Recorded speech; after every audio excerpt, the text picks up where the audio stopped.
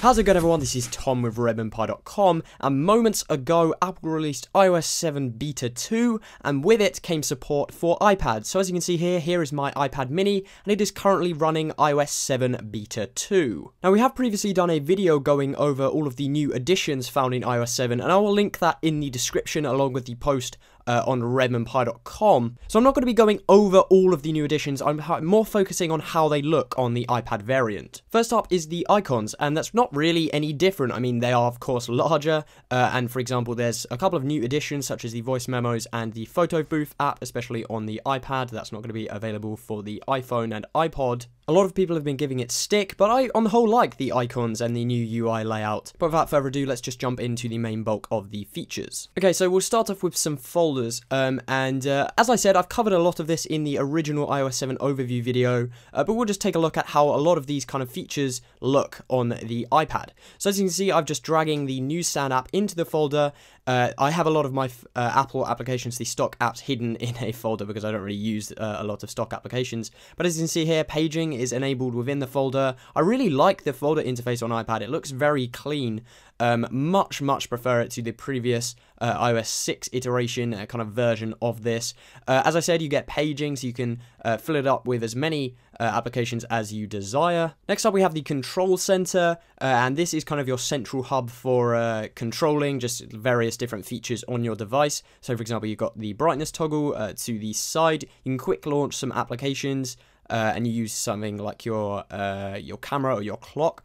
You get AirDrop and AirPlay facilities at the bottom. You get media controls to the left, and then you get quick toggles at the top, such as Wi-Fi, do not disturb, orientation lock, all of that good stuff. And of course, this works in landscape orientation as well. You can just flip this over and just get landscape orientation for the control center. You just swipe up from the bottom of the screen next to the dock, and you should have no problem whatsoever. Also, of course, we have a notification center. So dragging down from the top brings the new notification center, and you get this nice blur background effect, which really looks nice in my opinion. I much prefer the different features of iOS 7. For example, we used to have the linen and stuff like that. The whole user interface is all very different. I'm a big fan of it so far. It's really kind of grown on me, and it's a little bit weird to use my iPhone 5 with linen backgrounds and stuff. Here we have the multitasking, iOS 7 multitasking, and it's a bit weird. It's kind of a little bit buggy at this stage. It's still very much in beta development, but if you have your app in portrait and then you switch to landscape and multitask, it will kind of just stay in portrait, which is a bit weird. But here we have the settings app.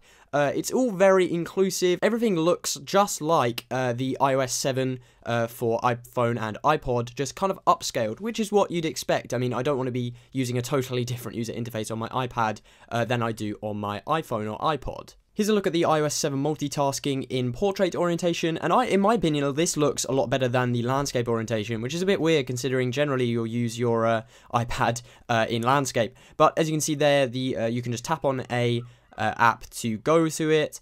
You can open up the multitasking either by swiping up with 4 fingers or double tapping the home button. Then you can swipe out and close applications just by swiping up on the app, just like that. Very simple. It's a nice interface, and it runs very smoothly on the iPad mini. Now, taking a quick look at the camera app on iOS 7, you just swipe down just like this. You can take video, you can take photos just like that, and pressing the take button to the right. And then you can also go on the square camera as well. I wasn't able to find the filters. I'm not sure if they're available or not. That might just be me, but I wasn't able to. I'm not sure if they're in iOS 7 for the iPad. And then here we are on the lock screen, and as you can see, it looks really nice. I'm a big fan of the new iOS 7 lock screen, and also you can access the control center, you can access the quick toggles that brings, and also notification center directly from your lock screen without having to unlock your device. To be honest, guys, there we have it. That is what iOS 7 looks like on the iPad, and you'll see that it's very similar to the iPhone and iPod, and that, as I said earlier in this video, that's a good thing. There are, of course, some things I haven't covered in this video, such as like the different keyboard layout, but those go along with the general UI change. It goes along a lot kind of flatter interface, and there's no more skeuomorphics. As I said, I'll link our iOS 7 walkthrough video down below in the description. Subscribe to the Red Mod Pie YouTube channel, follow us on Twitter, Facebook, all of those links down below as well, and I will catch you in the next video.